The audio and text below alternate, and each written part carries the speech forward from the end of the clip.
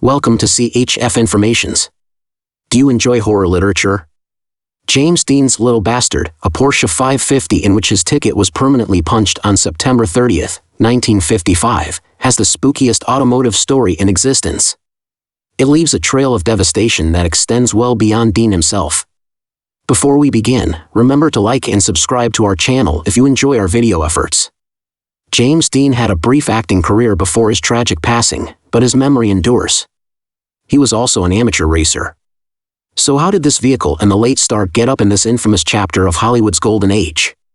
Just 1 week before Dean's tragic accident, on September 23, 1955, the narrative opens. He had bought a brand new 1955 Porsche 550 Spyder and taken it to the famed flimflammer and customizer George Barris for customization. He decided on tartan seats, painted Little Bastard directly beneath the Porsche logo on the engine cover, and added the number 130 to the bonnet. Dean Jeffries, a builder of the Monkeemobile, did the lettering. A buddy, British actor Sir Alec Guinness, sent James Dean a very specific warning about Little Bastard despite the fact that he was driving around LA and flaunting his most recent impulse buy. In an interview with BBC, the superstitious Alec spoke about meeting James Dean and said when he saw the Porsche 550, he warned him not to get in the car, and if he did, he would not be alive by the following week. However, these comments didn't seem to bother Dean, who laughed off the remarks and proceeded to drive without a care in the world. The unthinkable occurred on September 30th, 1955, ending the life of a young person.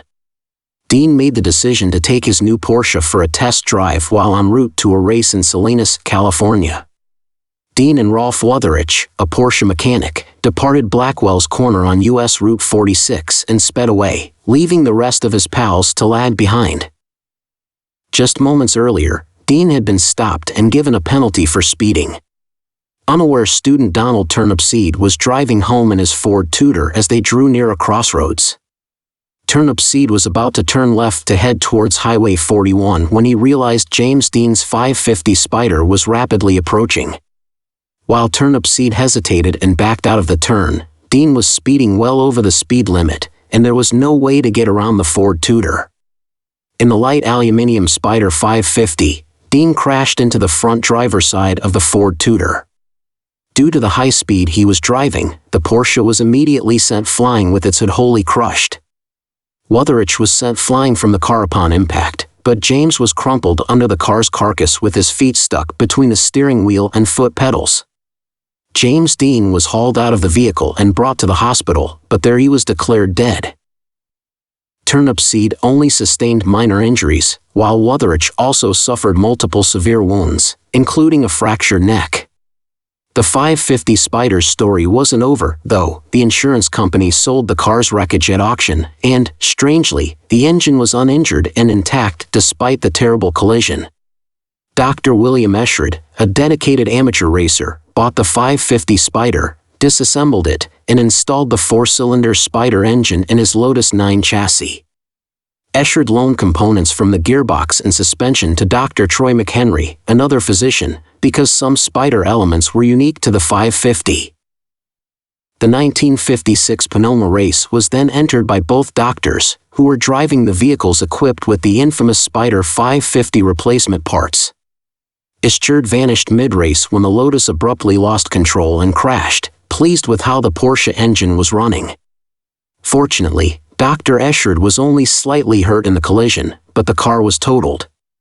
That day, Troy McHenry would also be hurt in a collision when he lost control of the steering and slammed into a tree. Sadly, Dr. McHenry died there and then.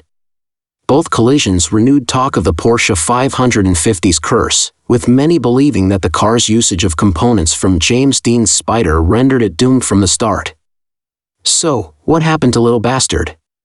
George Barris, who was known as the king of the customizers, was a car customizer from Hollywood and purchased the wrecked and infamous Porsche. As the enigma around the cursed Porsche grew, he drove the car to numerous auto events in a destroyed state. Visitors who touched the 550 Spyder's body allegedly suffered cuts and unexplained wounds, fueling rumors of a curse. Up until 1960, when the car was on its way to a safety exhibition in Miami, there were numerous reports of incidents. It had almost miraculously vanished in the middle of the journey and was never seen again. That's all for now. Thanks for watching. Please remember to like and subscribe to our channel.